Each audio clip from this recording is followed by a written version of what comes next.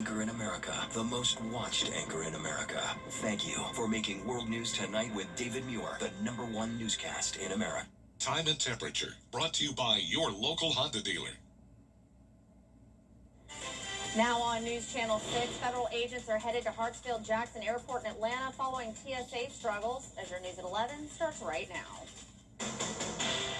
Live from Television Park, this is WJBF News Channel 6 at 11. Well, good Sunday evening to you. I'm Kim Vickers. Thank you so much for joining us. Our coverage you can count on begins with President Trump ordering. And we're going to send it on over now to meteorologist Avery Gray for a quick first check of your forecast. Avery, and just another beautiful day. That's right, Kim. It's been a beautiful week, really. We've had week-long above-average temperatures, but that's going to change shortly. Our Terry Lambert Hyundai Skyview Cam showing completely clear skies for your Sunday night. It's 11:03. That's your time. Winds coming in from the southwest at 22 miles per hour, bringing in some warmer temperatures with it. Today, our highs was 87 degrees. We're still at 74, so we haven't cooled off much, and over the course of the next couple of days, we'll have one more day of unusual warmth.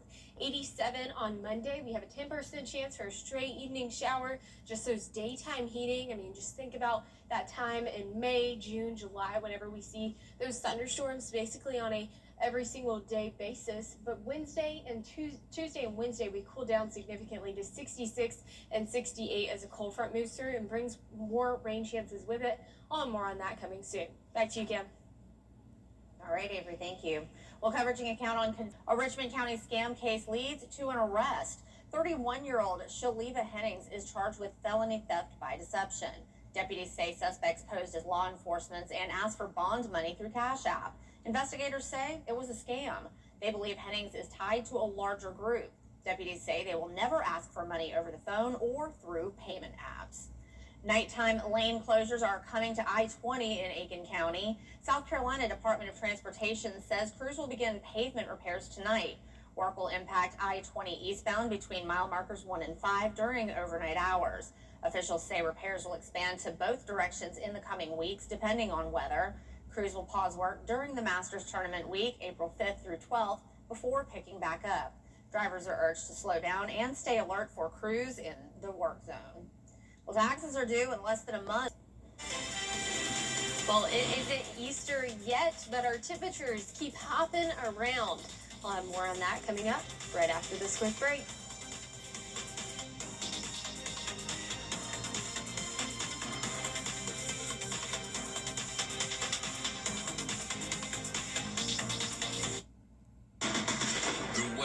It seems like it's always changing. That's why Live Viper 6 is always there. From cloudy days and rainy nights to scorching heat and everything in between, the CSRA's most trusted weather team is always working for you. It is a Viper 6 alert day as we track severe weather.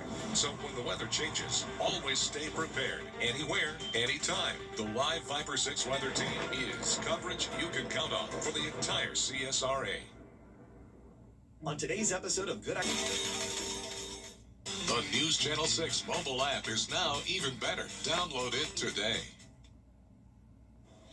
Now, your most accurate forecast with WJBF Live Viper 6. Welcome back. A southwest wind is bringing us a little bit breezier conditions of 22-mile-per-hour wind gust at the moment in Augusta. Our temperature is still nice and warm at 11, 12, 74 degrees here in Augusta. We're at 75 in Evans. Overall, everyone across the CSRA hasn't dipped down into the 60s yet. We are tracking a cold front, though, and that's going to bring us some cooler temperatures on Tuesday and Wednesday. But for now, we are expecting another beautiful day ahead for your Monday. Our Terry Lambert Hyundai Skyview Cam outside of Thompson just showing clear skies, no rain. Pretty overall some calm weather we've been having as these temperatures are nice and warm at 74 degrees, dew points at 55. Overall, not bad, but it has been on the smokier side over the past couple of days, and that's because of some of these controlled burns that is affecting our air quality outside. So overall, we're teetering that line between good towards unhealthy, but not terrible yet. But I tell you what is terrible is this pollen. Here's a look at your allergy forecast as you head throughout the course of your week. High pollen levels, high allergen levels. Over the course of the next 4 days, our top allergens are juniper, birch, and maple. I don't know about you guys. I've been taking allergy medicine religiously, but I forgot one pill last night and it is catching up to me today. So make sure you take your medicine before you head to bed if that is something that you choose to do. 60 degrees is your overnight low tonight. Our average low is 45, so we are well above average tonight, and highs tomorrow are also going to be well above average at 87. Unusual warmth for this time of year. It's feeling like it's May, but our dew points are not feeling like it's May. Overall, not bad. 61 degrees, so teetering that line between comfy and muggy on our sticky meter here. But cold front moves through late Monday night, and that gives us some pretty enjoyable dew points on Tuesday at 36 degrees. Then we climb back up into the 50s as our temperatures continue to climb. And I said earlier, it is not Easter yet, but our temperatures keep on hopping around. We're going from 87 on Monday down to 66 Tuesday, but right back up to 81 on Thursday, and another beautiful Friday expected for your week ahead at 88 degrees. Going to be nice and warm, but we are expecting that cold front to come through, and that brings us some light rain chances on Monday and Tuesday at 10%. 30% chance for rain come Wednesday as it becomes a little bit more widespread. So here's your future cast starting off midday on Monday. Starting to see a few isolated showers pop up around 6 o'clock, but overall nothing too bad. We're mostly clear all day long on Tuesday. We will start to see some increasing cloud cover throughout the day, and then we'll see the approaching cold front Wednesday night or Tuesday night into Wednesday morning, and that brings us a little bit more widespread rain, something we are in the desperate need of as we are still in this very pesky drought situation that we're seeing. Our 10-day forecast is looking very nice as we have a stray afternoon shower ahead of us for Monday, 87 degrees, dropping back down to the 60s for Tuesday and Wednesday, but that doesn't last for long because we are expecting 81 on Thursday. It was really warm today. I think we got up into the upper 80s, which we haven't seen in a while. I still thought it was nice, though. I enjoy these temperatures. Yeah, and it's just the dew point. As long as it's not humid, I'm good. Same. All right, Avery, thank you. Well, data centers and energy costs. We'll hear from the source about potential impacts after the break.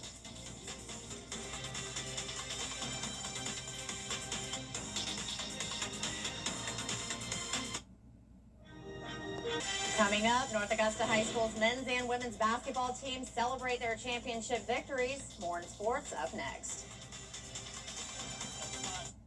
Congratulations to In The Coffee Club on News Channel 6, sponsored by Brown Electric.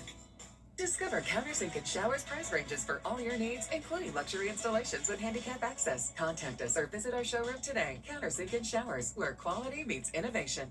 Good morning, Augusta. Weekday mornings on News Channel 6. Closed captioning on News Channel 6 is sponsored by Hearing Associates of South Carolina. The Live Viper 6 mobile app. Download it today.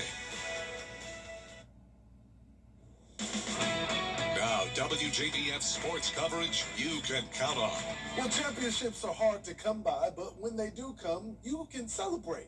North Augusta men's and women's both had a state champion celebration where families in the entire community came out to support. The North Augusta mayor, the council, and the staff all showed up to celebrate the success of the basketball teams. North Augusta men's is coming off of winning their first ever state championship. They had 3 seniors who they will be sending off, and they all have accolades. All 3 of them had over 1,000 career points, and they made all region. And for the women's, it's nothing new for them as they made their 7th state championship. Feeling just a tremendous feeling of accomplishment, a tremendous feeling of joy. So proud to lead these young men to the first ever state championship in school history for this beautiful town and community. Well, I think this community has been very supportive all year, not just this year, but all through the past. And anytime you can get a community that support the way they do, it's always a big blessing and certainly a big help to us. And both coaches say they are already working on trying to win yet another state championship next season.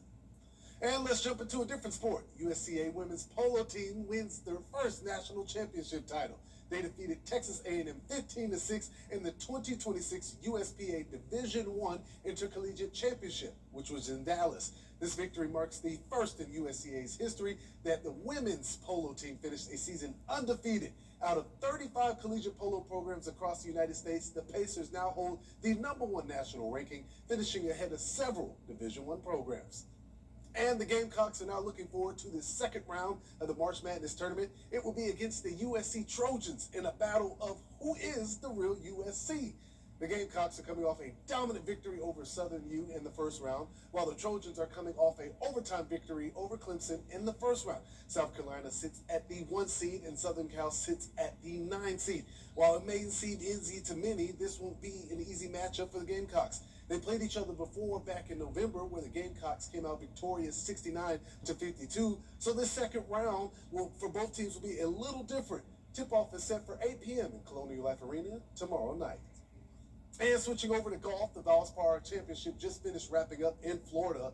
Matt Fitzpatrick rallies with a Sunday 68-68 win to win his third PGA Tour. Fitzpatrick was able to hold off David Lipsky, earning a comeback victory with a 3-under 68 that moved him to 11 under for the championship. It comes after being a runner-up in the Players just last week. This is his first PGA Tour win since 2023, and he now earns a trip to the Masters.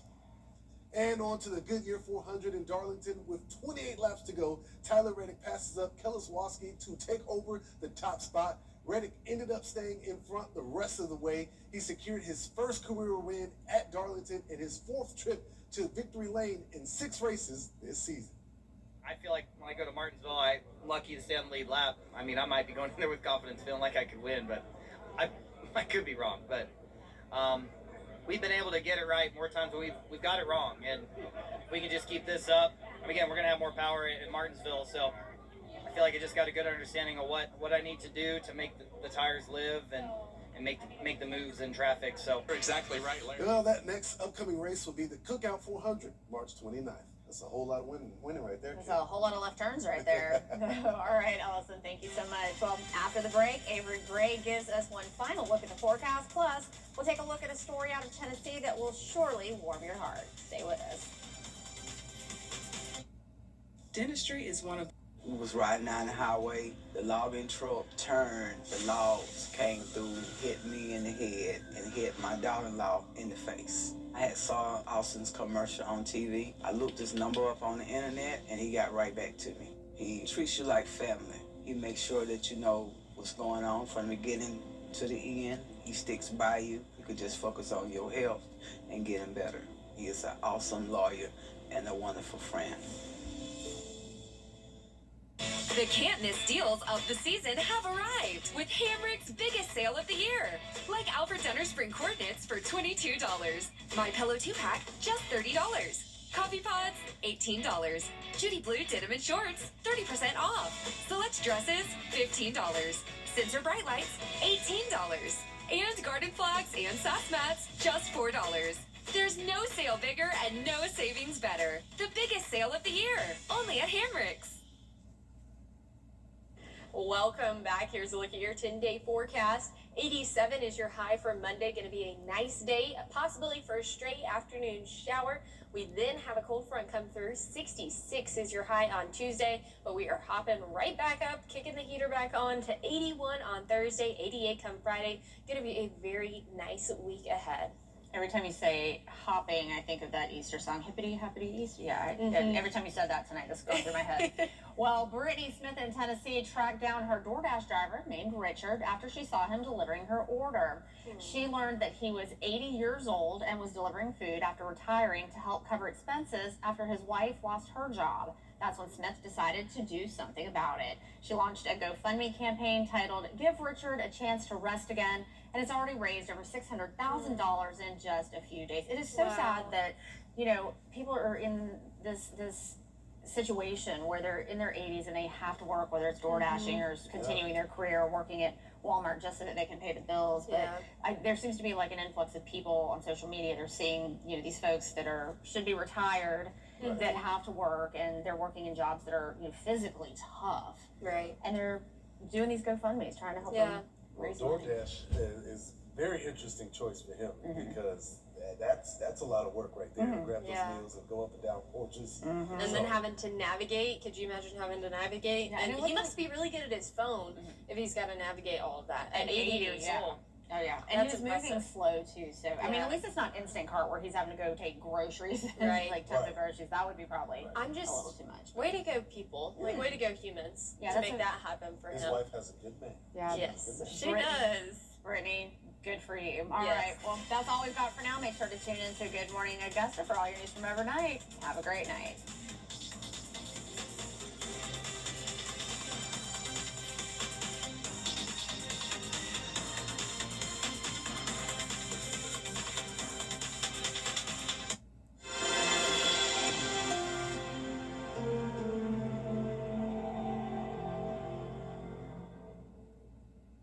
How do you become the